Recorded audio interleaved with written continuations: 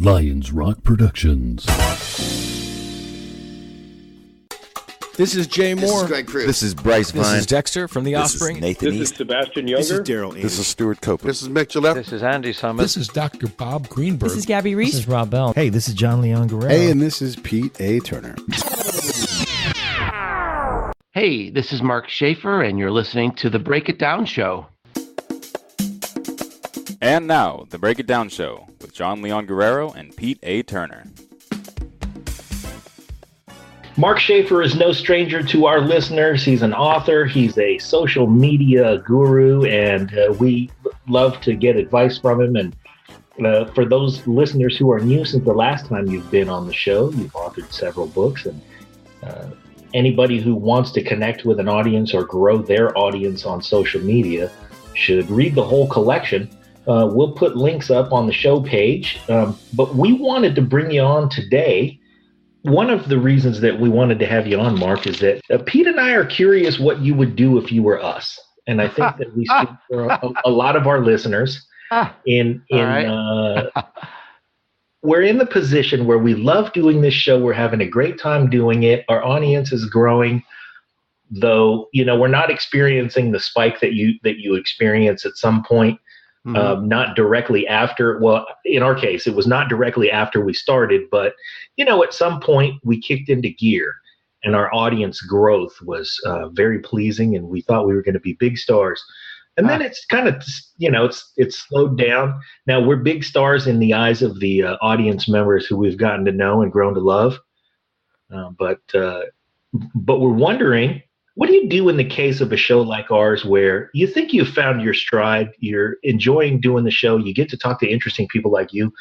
Pete and I both love that we get to, just with the presence of the show, we get to ask anybody we want to be on the show. And so that's its own benefit. But when your audience growth starts to slow and you feel like you're plateauing, what do you do? Well, how long have you had the show? We're in our 4th year. Okay. So that's a pretty good long run. Have you been pretty consistent creating the content? We've definitely been creating content consistently. I would say our social media efforts have been, I'll speak for myself. My social media efforts are terrible. Pete is much more consistent. He hits all of the platforms. He's out there, pushing it, involving friends, asking people to tag, stuff like that. I've played a far less consistent role in doing that stuff, and concentrated on, just content creation in general. But I don't know that I won't say that I've done anything different than I've always done. Every once in a while, Pete kicks me in the butt and says, "Hey, man, post stuff." Well, yeah. Well, that could be, part of the issue. So how would you finish this sentence? Only we. Ooh.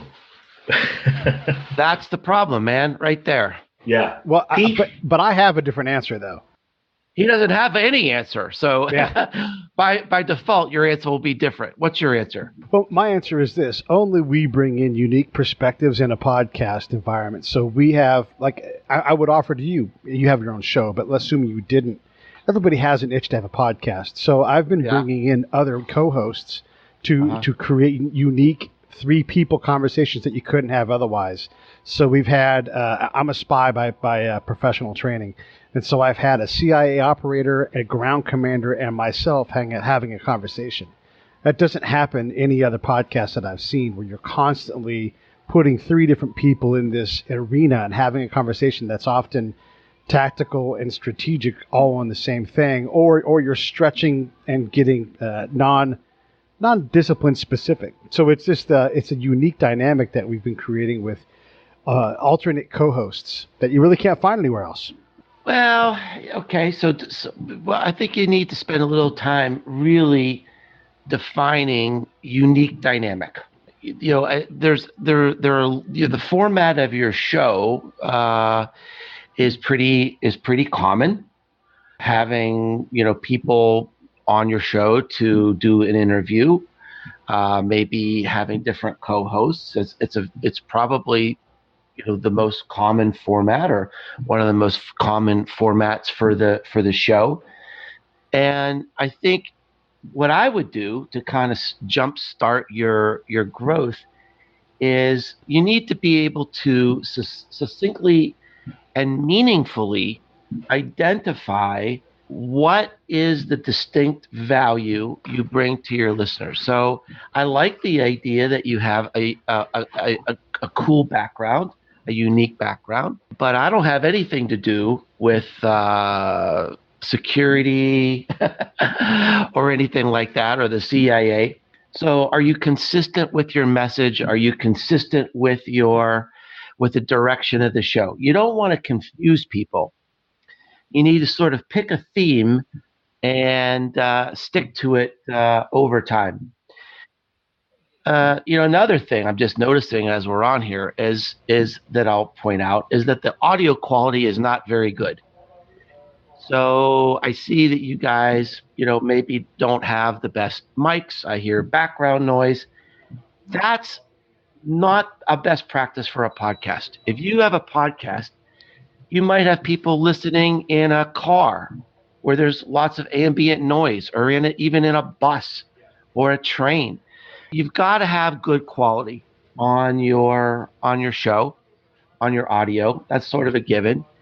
And then you need to proactively build your audience through promotion. So John mentioned that he doesn't really, he's not very active in social media.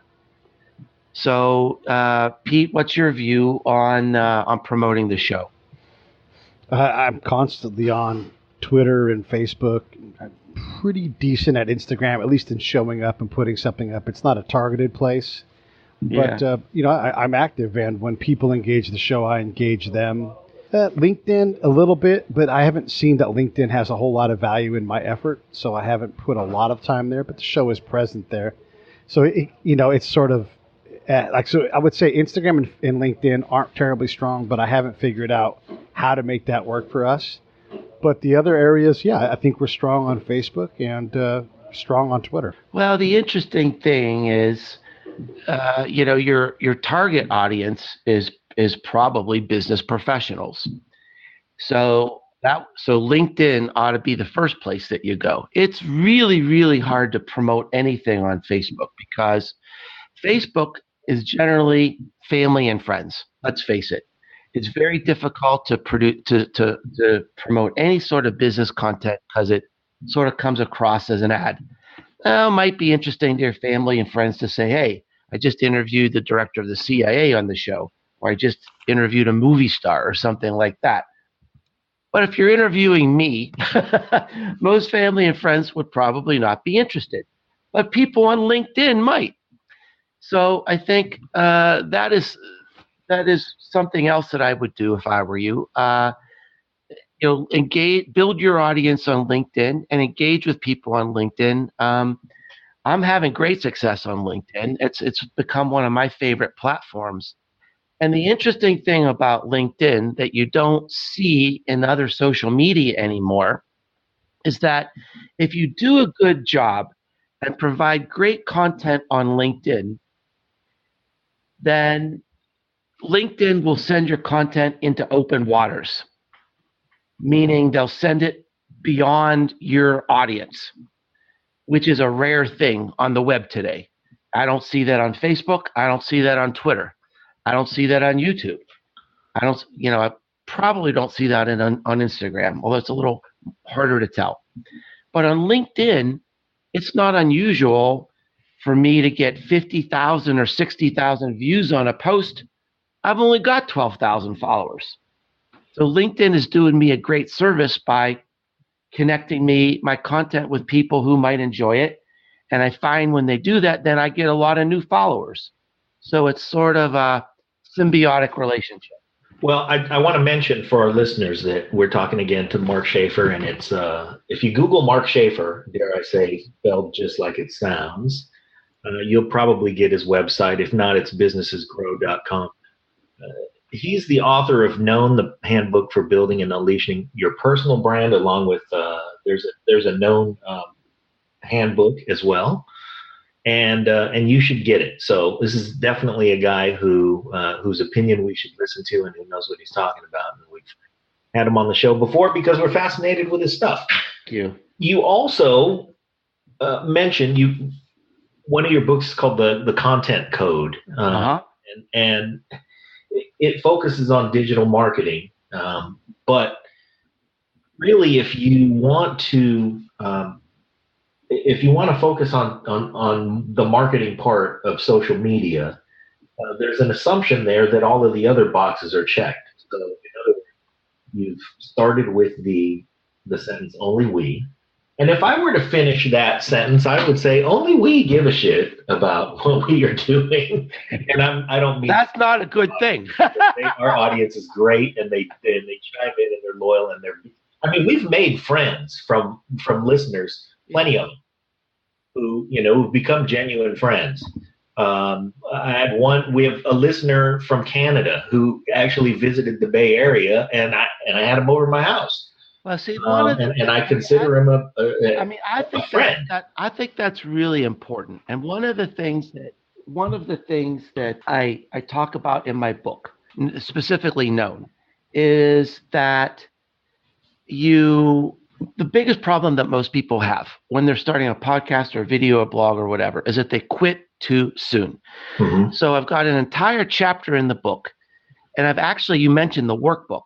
In the workbook, I've got a spreadsheet you can download that sort of helps you measure this. And one of the things I encourage people to follow is this: qualitative measures of success. So what I mean by that is a quantitative measure is something you can measure, like how many listeners, how many downloads, how many sponsors you have, or something like that. A qualitative measure is something like a friend of the podcast visits you in the Bay Area, right? Yeah. Mm-hmm. Or the quality of our guest continues to go up. The quality of the guests. Yeah. Or you start to get requests, or you start to get pitches. Start to hear from press agents. Yeah. Yeah. All right. Those are all qualitative measures that show it's working.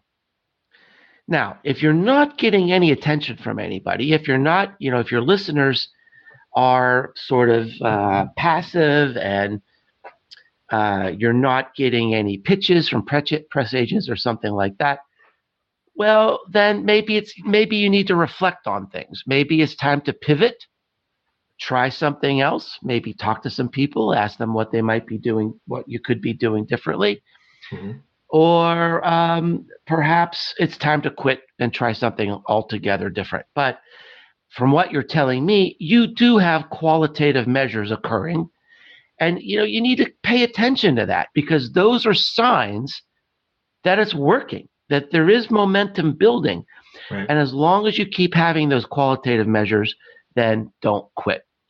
And you also have to look at, what are your goals? There's lots of different goals you can have from creating content like a podcast. Now, perhaps you want to get sponsors someday. That's a cool goal, but you also mentioned that you're meeting new friends and you're creating new relationships. You know what? That's awesome. And you never know where those relationships could lead. You also have to recognize that for every qualitative event that occurs, like an email or a phone call or a text about your show, there's probably 500 people out there who don't do anything. And you never know where those relationships will lead. You're building an emotional connection to those people. And here's sort of a secret. I think social media engagement or engagement with content is one of the worst measures of business benefits. And I'll tell you this as an example. So I've been blogging for 10 years. I've been blogging at least twice a week for 10 years. I've had a podcast for 5.5 years. I've written 6 books, and I'm going to bring out a 7th book, a new book in February. Now, that's a lot of work, and that's a lot of content. And the people who contact me to hire me 95% of the time, I've never heard of them before. They haven't commented on my blog. They haven't written me an email. There was one example. The CMO of GE Healthcare, GE Life Sciences, contacted me. He said, "I've been reading your book for 3 years, your blog for 3 years. I think Content Code is one of the best business books I've ever read. I'm having a workshop in Connecticut, and I want you to run this workshop for me." That's the first time I ever heard from the guy. Wow. That is not unusual. So you just got to keep on plugging. And as long as those qualitative benefits keep going, it'll lead to good things. Great advice. Great advice. So where this hits home for us and where I think our listeners should really have their ears perked up and paying attention is there are fulfilling things that happen in these efforts that, really just depends on how it fulfills you and how much it fulfills you. The qualitative things hopefully lead to the quantitative things. Yeah, that's right. They should. And that certainly happened for us, because just when we think like, well, I don't know if anybody's, people aren't engaging and we're not seeing our listenership grow, then we'll see a spike and we don't know why. We'll have a guest on who, we think is absolutely terrific, and it'll be somebody, relatively famous. Uh-huh. And we see the same show numbers we always see. And then we'll just out of nowhere, for no reason that we can immediately explain, we'll see a spike. And it'll be an all across spike, or it'll be a recent episode spike, whatever it is. And so we continue to be encouraged by those things, but it has ultimately been fulfilling enough that, and I don't want to downplay the success that we have enjoyed, because there are people listening and we appreciate every one of those people. But we have yet to get that email from somebody who wants to hire us because they've been into us for 3.5 years. Podcasting is going through a great growth surge right now. Okay. And podcasting is growing faster than almost any other sort of content platform. And that's because people learn by seeing, by reading, by listening, by viewing, or by doing. And so, blogging was really the first disruptor on the internet. It was, blogging really helped create the internet. That was sort of followed by video, but video, that was still difficult for a long time. You had to have the right equipment before you had smartphones and stuff. Then video came along, and then video kind of exploded. And the people who learn through auditory methods by listening has been an underserved community. And we're just starting to get the critical mass of quality podcasts, Wi-Fi connections that are ubiquitous and reliable, right? And kind of getting the word out about podcasts. So podcasts are growing. It's one of the podcast listeners are usually better educated, more affluent, and more loyal than other social media platforms. And it's the only place where people don't mind hearing ads. They sort of expect ads. So podcasting has a lot going for it. I have a podcast I do with Tom Webster called The Marketing Companion. And I think we went, it was at least 2 years, maybe 2.5 years before we got our first sponsor. So, it does take patience and it does take time. But you just got to hang in there. As long as you see those qualitative benefits, don't give up. Terrific. I want to tell a different story than what John told, because we put up episode 372 today. Our quality of guests continues to go up. We do get reached out to by press agents trying to book their clients on our show, and those people call us back when the next client comes along. And so we have a lot of interaction in the marketplace. We've been hired to produce shows for other people. So there's a lot of positive, qualitative, and quantitative things.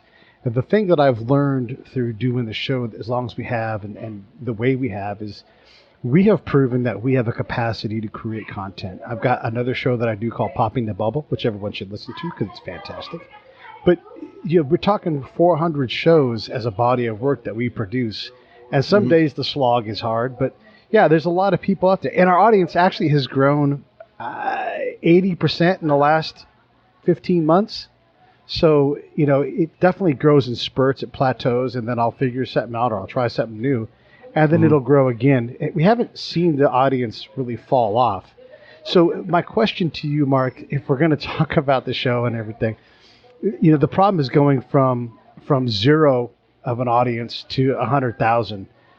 And I'm assuming that as you get to each mark, getting to the next 100,000 is a lot easier than the first 100,000. And getting to 500,000 is harder than getting to from 1 million to 1.5. Not that it grows in perpetuity, but is there a critical mass where all of our back shows always outperform our lead show just because there's enough content there and we circulate it enough that someone's always interested. We have a guy. One of our very first shows, I think he was show number 3 or 4. His name's Jason McEnroth. And just this last week, one of his friends found the show, and Jason passed away, unfortunately, a couple of years back.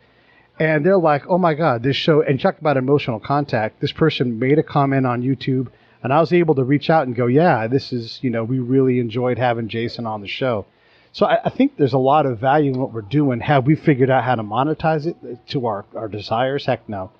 But it seems like we're on the road to, and we're constantly looking back going, I can't believe, like we now can say this. We're always excited and surprised by these great guests. Like if Tom Hanks was to show up, he's one of our dream guests. We would be excited and surprised, but not shocked. We'd be like, yeah, of course. Like we have the kind of show that Tom Hanks can come on. These to me are things that if we continue to get better at the social media aspects of it, this is a viable show that maybe we're not a hit, but we definitely are a destination for a lot of people. I mean, we've got listeners who actively listen in over a dozen countries. I mean, actively, every time we put a show up, they spin it. Given that, what are your thoughts on how does a show continue to jump over the chasm and get from, say, 10,000 listeners to 25 or 25 to 75? And if it is LinkedIn, great, but is it some other thing? Is it an array? Where I struggle is where do we put the effort in next? Because you only have so much bandwidth of effort that you can put in. Yeah, well, a couple of things. So first of all, if you've got a business podcast that's getting 10,000 downloads a show, you're in the top 1% of business podcasts. So let's start there. You've got to be very extraordinary if you're getting more than 10,000 downloads a show. So if you're getting just 10,000 downloads a show, you should be able to get a sponsor. That would be number one. So we talked a little bit about really kind of being able to define your show, promote your show on social media, but there are also issues around paid promotion. It's a very, very noisy world, and it's getting harder and harder to compete every single week, every month. Now, podcasts are continuing to grow. I think podcasts are still, there's a lot of room for expansion, but you're also competing with video. You're competing with every kind of content. You're competing with books. You're competing with Netflix because people only have so much time to consume content. The rules that I talk about is you've got to be relevant. So that gets back to really carefully defining what you're about and what you're delivering. You got to be relevant. Number two, you got to be consistent. You guys have definitely been consistent. Now, the third one is you've got to be superior. Now, you've been doing your show for 4 years now. And if you're kind of doing the same sort of job that you did 4 years ago, that's not enough. It's sort of like when I was a kid growing up, there were 3 network television stations, right? You had NBC, ABC, CBS. So to have a popular show on one of those stations, you literally just had to beat 2 other people in that time slot. That's it. Now, today, how many video options are there in the world? Literally, there are millions. Local TV stations are struggling. They're on life support because most people are getting their content now through Netflix, Amazon, Hulu. Guess what? Apple's going to spend $1 billion on original content. Guess what? Walmart is creating a streaming content partnership with MGM. Guess what? New York Times is creating a streaming video service. Now, you're not going to be able to stand out on TV this year like you did 5 years ago. You're not. What stands out today? Game of Thrones. That's why they're spending billions of dollars on original content. So, if you're doing the same podcast that you were doing 4 years ago, there's probably been a 200% increase in the number of podcasts alone in the last 4 years. There's a lot more competition. So you've got to raise the quality. You got to raise the promotion. You got to raise the engagement. You got to do, or you got to do some of all of these things. You just can't stand still because the competition is increasing. This is something I predicted in 2014. I wrote this blog post called Content Shock. It's kind of become a common term now. And the idea is as the amount of content increases, the cost to compete goes up, just as it does in any economic system. And so if you haven't been doing paid promotion, maybe it's time to do that. If you haven't been involved in LinkedIn, maybe it's time to do that. Some people are promoting podcasts on YouTube. YouTube is a major way people are discovering audio shows. So there's lots of different things to do, but you need to keep moving ahead. Thanks for talking to us about our show and everything, and it's awesome, and it's good to get some solid advice. We've been following what you do for a long time. What I want to know is, we've read Known, Dow of Twitter, working on our game. I know you just wrote The End on your most recent book that comes out in February. Tell us about it. Well, whenever I write a book, it's because I see a big problem that I can't figure out. So the content code, the problem was everybody's making content like you and me, but we're not getting the audience that we used to. So what do we do about it? So the content code is about breaking through in this age of content shock. So Known, my last book, is sort of like, how do you apply that to a personal brand? Because increasingly, the personal brand is the brand. People really don't love a logo or, a PR press release or something, but they love people. They create emotional attachments to people. So can anybody create a personal brand? That's the question I answer in Known. Now, for the new book, the problem that I saw is that I consult and speak all over the world. I teach at Rickards University and get to interact with a lot of mid to senior level marketing people from big companies. And I kept hearing the same thing everywhere I go. We're stuck. We're falling behind. Marketing doesn't work like it used to. I wanted to dive into that because I wanted to help my friends and my colleagues. And my hypothesis was that people were having trouble keeping up with technology. But what I found was the problem really isn't a gap in people's understanding. It's a revolution, because what they're missing is that consumer behavior has dramatically shifted. 2/3 of our marketing is not our marketing. So, that's a key idea for you or for anybody listening. So it's going to be a lot more effective for your show if you've got listeners out there who love it so much they want to share it with their friends, because we don't believe companies. We don't believe brands.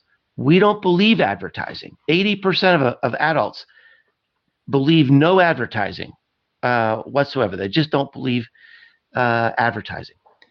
If they even see it, we're getting exposed to less and less ads than we've ever had before. I watch more TV than I've ever watched before, but I never see ads because I watch on Netflix or Amazon. I listen to radio all the time. I drive all the time. I never hear an ad because I'm listening to a podcast or I'm listening to Sirius XM or Spotify, right? So my advertising consumption has gone down 95% in the last 5 years.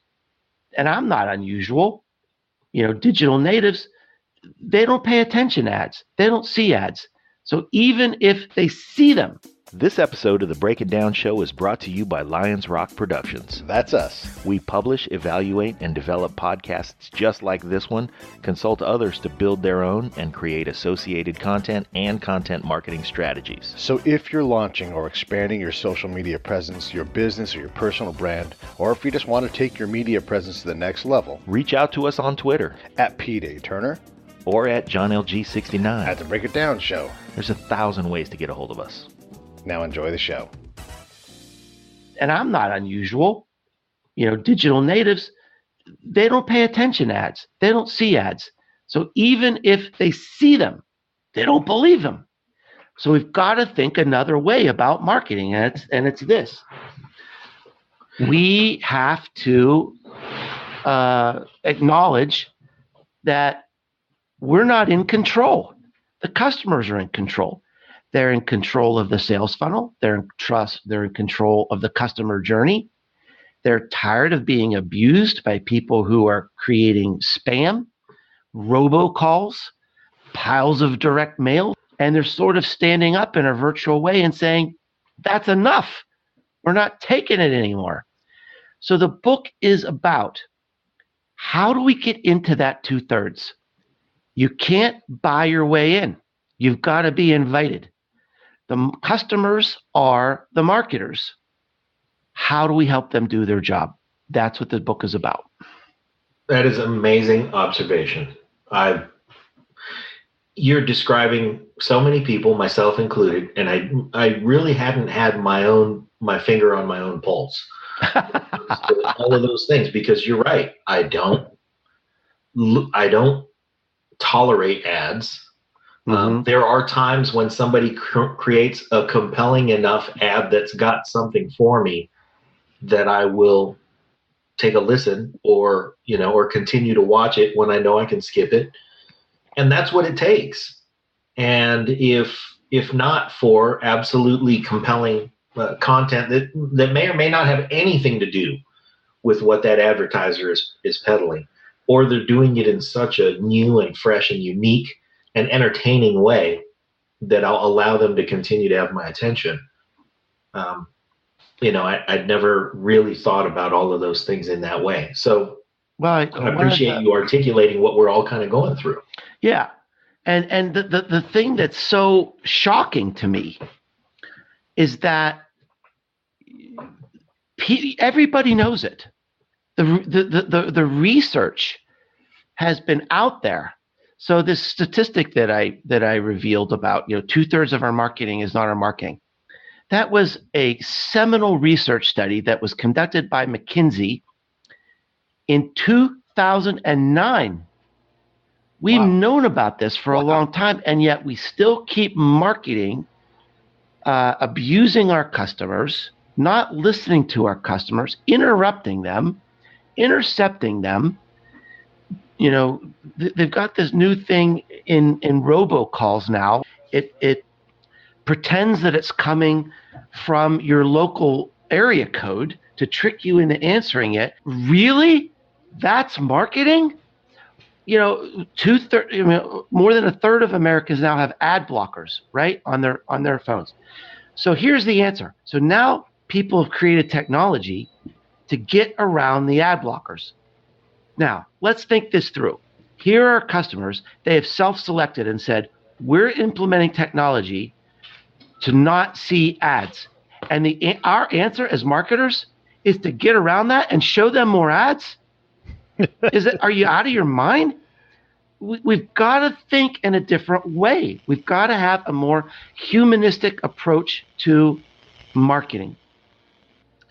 The businesses of the past were built on an accumulation of advertising impressions.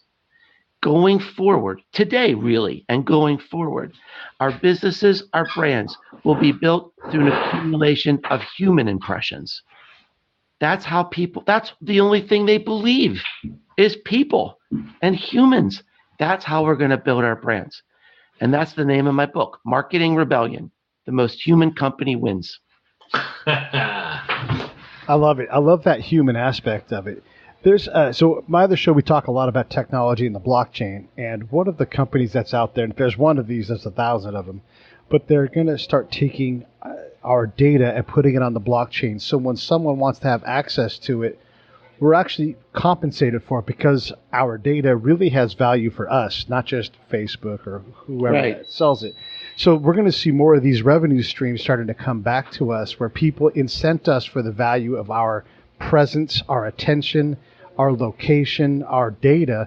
And so like right now I'm sitting at Dunkin' Donuts using their Wi-Fi, but we can have an exchange of value on the blockchain that is not just financial. Yes, I bought coffee and a donut, but also like the fact that I bought it here, or that, you know, there can be incentive where a company like Dunkin' Donuts, which is brick and mortar and trying to expand, they can incent me to be in their space by returning value, whether it's like a frequent flyer, frequent shopper kind of incentive or whatever. I think the blockchain is going to create marketing tools where we can incent people by creating more value than just saying, here's 15% off. What are your thoughts on the blockchain and how it's going to evolve in our marketing approach? Well, that's really a very, very multifaceted question. So we need to approach this on a couple different levels. Okay, so first of all, blockchain has obvious advantages to security. So that's great. In terms of creating financial incentives, I am less optimistic because people don't really care about that anymore. I've got research in the book that shows that loyalty and loyalty programs are basically dead. Wow. And the researchers recommend that, look, trying to nurture and maintain a sales funnel or creating loyalty programs, you've got to put your money in other places. And that is, it's awareness and consideration. Because 87% of our customers shop around across 80 different industries. The study was completed, right? So if you're not in the top 3 brands or products in that consideration set, you're done. Because people, they just get on their smartphone and they shop around. They expect low price. They expect free delivery. They expect a good return policy and great quality. And they don't really care where it comes from. So there's a whole strategy around that, around how do you reframe marketing? Now, the third aspect of this thing about blockchain that you're asking me about is this idea about owning your data or being rewarded for your data. That is an issue that I bring up in the book. I think that's where the world needs to go. I'm skeptical if it'll go that way, and here's why. In our world, we know if something is good and corruption can occur, corruption will occur. So if there's a way to get around that customer data and not observe good privacy practices or not incent people that they deserve it, people are going to be working hard on that. And there's going to be 8 people working hard on that for every 1 person who's trying to do a good job. That's a great point. And I'm not being a downer. I'm just being a realistic. If you look at, the nation states trying to destroy Twitter, trying to destroy Facebook, trying to destroy all the things that we've enjoyed. It's going to be a battle. I like the idea, but it's going to be a battle. That point about being 8 to 1, you're right. Like if there's a way to monetize it for the corporation, that's that whole. We talked last time about the entrepreneur and the regular entrepreneur, and how the entrepreneur is hungrier and needs to get fed more, and so they outperform the entrepreneur. It's the same kind of thing where we as the body, the people, we are less inclined to defend that revenue. and it's going to slide over to somebody else who's got the ability to create software that continues to monetize it. They want it more than we do. Yeah, right. So, I mean, what I'm optimistic about with AI, blockchain, virtual reality, some of these emerging technologies, is that it will allow our companies to be more human, right? And I truly, sincerely believe this because we've gone through this phase where we've been able to use technology to sort of remove ourselves from our customers. Now the customers are in charge, and we don't have that luxury anymore. We have got to listen to them, and we've got to let them lead. There are companies out there now that are bringing in customers to co-create products, co-create marketing and branding. And so to the extent that we can use technology to be more human, to eliminate technical barriers instead of raise new ones, then we'll be successful. That's terrific and revolutionary, really. Good. I am so happy you said that. Yes. Because I haven't talked to too many people about this yet. I feel good about the book, so I'm glad that you feel good about the book. Yeah, and this idea, this is sometimes you have a revelation, or sometimes somebody kicks you in the chin with a revelation, hits you over the head with it. Yeah. Where you think, well, it was there all along. Why haven't I recognized all of these things? So, look, this book has been nerve-wracking to write because there's a lot of people. It is going to be a wake-up call. You know, it's the red pill in the Matrix. Yeah. There are people who are asleep that don't even know they're asleep. And this book is going to be the red pill, and you got a choice. You can take the red pill, you can get jolted into reality, which is freedom. Or you can take the blue pill and keep doing the same crap you've been doing that doesn't work until you retire or get fired. But you've got to listen to what I've got in this book because it is the truth. And it's not just opinion. It's backed up with a lot of research. It points to a new way that we need to be in our businesses. How long do you think before, and there's a reason I'm asking you this question, but I'd like to discuss this question first. How long before you think businesses that don't recognize and adopt these new social strategies begin to really start to hurt or fall by the wayside because there's a sea change? Oh, it's definitely happening. It's already happening. You can see it all around us. Here's a story that I think it's the first story in the book, really, and it sort of sets the stage for what we're facing. And it's a story about Ivory Soap. So Ivory was the very first branded soap. It was the first soap ever advertised, right? So it has a head start in this world. At one point, Ivory Soap had 50% market share of all soap sold in America. Today, it's under 3%. This is Procter & Gamble. This is their iconic product. This is a product that has been advertised for 100 years with millions of dollars, the best agency relationships. How is it possible you could lose that much market share? I went into a young woman's house, and I go into her bathroom, one of our neighbors, and there she has soap from the Knoxville Soap Company. Knoxville's where I live. Mm-hmm. And I've just been reading about how all these big brands, it's not just Ivory, all the Procter & Gamble brands, all the Unilever brands, they're going down, down, down, these iconic, historic brands. I pointed to this soap. I said, Ivory's been advertising to you for 100 years. Why did you buy this soap? Why do you love this brand? She said, I don't know if I love the brand, but I love the hands that made it. Then she went on to tell me the story of this company, how they're involved in the community, how they use local products. They're trying to create a sustainable business. The owners of the business come to her maker movement meetings. They're involved in the community. They want to have an impact in the community. Now, How does Ivory do that? They can't. Some companies are going to be able to adjust. Some companies aren't. And so what my book does is lay out the framework of what are the new consumer realities.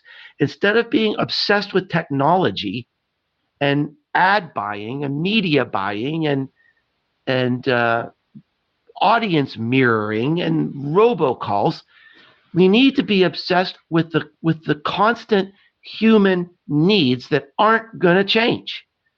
What do our customers need from us? What do they expect from us?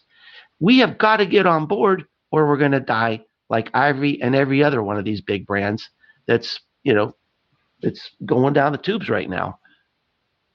Wow, from 50% market share to under 3%. And oh, by the way, that bar of soap in her bathroom cost 10 times as much as Ivory Soap.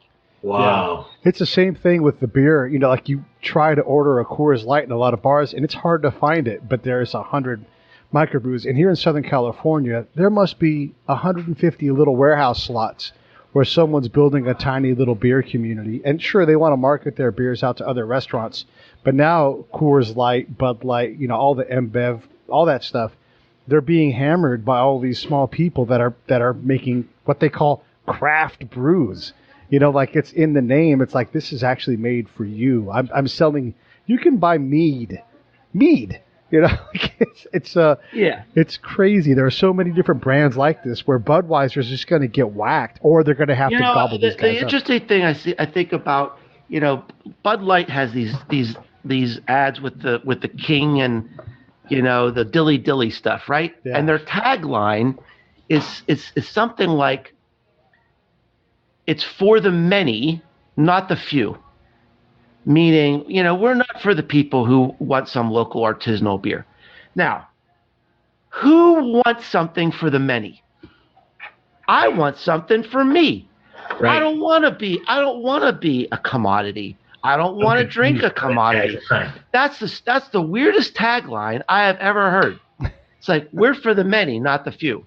Well, that's not what I want. I don't want to be for the many. I'm not part of, your gang. You can't buy your way into my, neighborhood. I'm going to support the local people who are making something just for me. That, they're naming their beers for people that I know in the community. Yeah, those things are tough to compete with to us because we, number one, have good taste, but number two, because we have a desire to support what's near us and what we feel like we can also affect.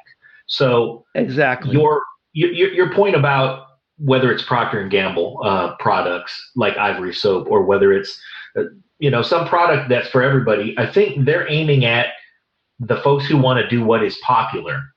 But there are a whole lot more of us nowadays who recognize that, hey, if I interact with this company, these are my people, and I can see them succeed. I can see my behavior affect someone else's growing success. And I think that is a human desire that we all have that's going to outlast people. Absolutely. There's one of the things I talk about in my book is that marketing has to become artisanal. What I mean by that is that people, just like your beer example, people don't trust brands and brand promises anymore unless they can see the impact on my self-interest and the interests of my community. I want to see you here. I want to know what you're doing, or I just don't believe it, because whatever you're saying is meant to raise your stock price. What are you doing to help me? You can't be in a city. You have to be of the city. You have to be part of the community. Marketing has to take place at the tip of the shovel. Yeah. No, this is such a great point. So as a veteran, I try to connect on LinkedIn with a bunch of people. We've talked about this a little bit, but people actually working for LinkedIn in their veteran effort. And I've done my best to try to reach out to them, ask questions, participate in their posts, and I can't get the time of day from them. So I called him out a couple of shows ago on that. And so when I sent a message before that saying, hey, I called you guys out because I've tried to engage and you guys haven't engaged back. I walk by the building in San Francisco all the time, and I'm like, I'm not wanted in there. No one will talk to me. You know, the head of recruiting will not respond to my messages, the head of veteran programs. And he tells me I'm wrong. He's like, we've offered help to 150,000 veterans. And I'm like, that's the effect losing to the affect. Because when I walk by your building, by the way, when I'm walking by, I'm going to go to somebody else's company and do a podcast in there, and they're going to feed me and welcome me because there's a real value, a human-to-human connection. And so they've let software and automation. And so what have they done? You are now a LinkedIn terrorist. Right? So true. I'm so angry with them. They can't. I mean, they can't afford to make you feel disenfranchised. They really can't. All for the want of some, I want to do a show with them to help them out, to talk about it to my veteran audience. I mean, it's crazy. And companies that focus on that maker approach, being involved in the community that they want to do. In our hometown, in Benicia, there's a refinery, and half of the town hates the refinery, but they have no idea of the history of the refinery in the town because the refinery doesn't spend time engaging and they pay the community, and they're great at that, but they really are bad at engaging and saying, here's all of the ways that we contribute and are a great partner here in town. They're fantastic. Terrible. Yeah, but they don't tell the message. They don't tell the story. Well, that's the big thing, is that people really, that's how you form the emotional connection. There was a very important clue in this McKinsey research that, gives us devastating news that, 2/3 of your marketing is not your marketing and people don't care. And the clue is the reason that people don't believe you or don't care about you, the reason that 87% of your customers shop around is because there's no emotional connection. And how do you do that? It's got to be through basically through stories today, right? People buy stories. They buy experiences. They don't want to be told. They want to see for themselves. They want to experience for themselves, make up their own minds. That is terrific. I would say that if there's anything about your new book that I'm really looking forward to, it's to get hit over the head by more things that I should have recognized as obvious the whole time. Because all of the things you describe as consumer behaviors that are becoming more and more prevalent are things that describe my own personal behaviors, my own personal buying habits, the things that I care about and want to patronize. And so just as we round third base here, I think the last thing that I want to ask you before we plug the book one more time and look for it, everybody, in February when it comes out. But by then, I think we will be chomping at the bit to learn about this question specifically, and that is, when the pain begins and we start to realize that, hey man, I'm getting left in the dust, or I'm being gained on in a serious way by a competitor who's on my heels, and there's something there that I'm not giving that they are. What are the natural first steps to engaging more with your audience in a way that allows them to, I want to say, like, take over the direction of what your business is feeding for for your promotions? What do we do? How do we react?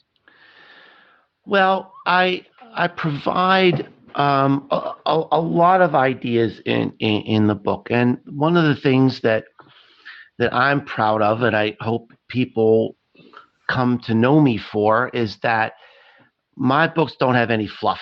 I mean, there are ideas, there's inspiration on every single page. I sweat over every word. There's nothing that's wasted. And it's the same in this book. So, I mean, I give both kind of high level direction and also like down in the trenches advice to how to get going on this stuff. So the high level direction is, instead of being obsessed with the problem is most businesses are trying to find the marketing easy button. They're trying to do marketing automation or whatever, blah, blah, blah, blah, blah. And the money going into marketing automation is going up, up, up, up, up. Only 16% of CMOs understand the marketing technology they already have. So, and I'm not anti-marketing technology. I'm anti-marketing technology that disrespects people. This marketing rebellion is being led with people holding placards that say, respect me, all right? So we got to start there. If we're doing technology that doesn't respect people, you need to stop that right now, all right? That's step one. You need to find out, what do your customers love? Look, that's what we're supposed to be doing in marketing from the beginning. Do what your customers love. It's all about customer growth, customer acquisition. Find out what they love. Now go do that at a minimum.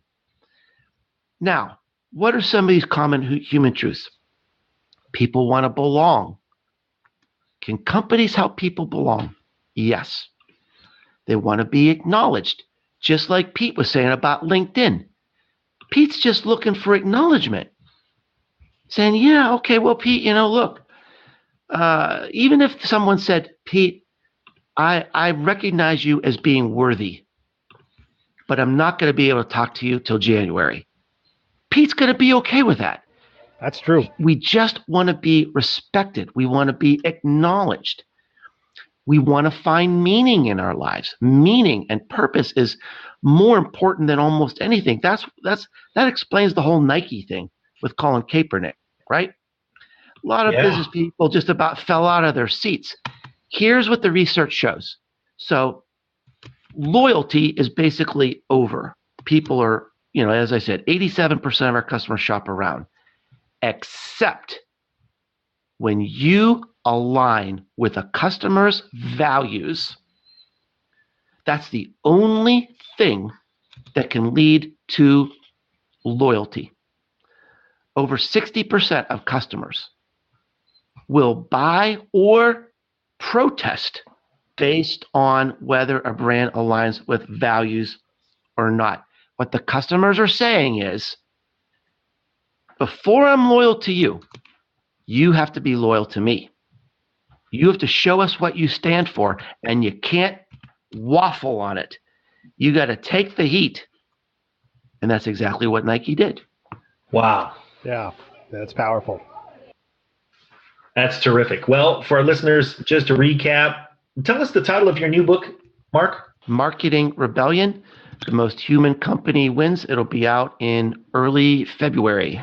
All right. Well, if you're chomping at the bit and you can't wait till early February, and by the way, Christmas is coming up, Amazon will offer you all of Mark's books, including Born to Blog, Return on Influence, The Content Code, Social Media Explained, The Tao of Twitter, Known, the companion Known Personal Brand Workbook. He's, and again, coming up in February, Marketing Rebellion. So, Mark, I can't tell you enough how we appreciate your work, appreciate you being on the show. Pete and I, we talk about you for weeks and months afterwards, and we really appreciate how much you're deciphering the fast changes in emotional behavior that consumers are experiencing and that we are all experiencing. So we know you're not pulling the wool over our eyes, because all the things that you mentioned that people are doing, we all start to look at ourselves and go, well, I do that. Well, thank you very much for your kind words, and thanks for having me on your show again. Terrific. Mark Schaefer, everybody.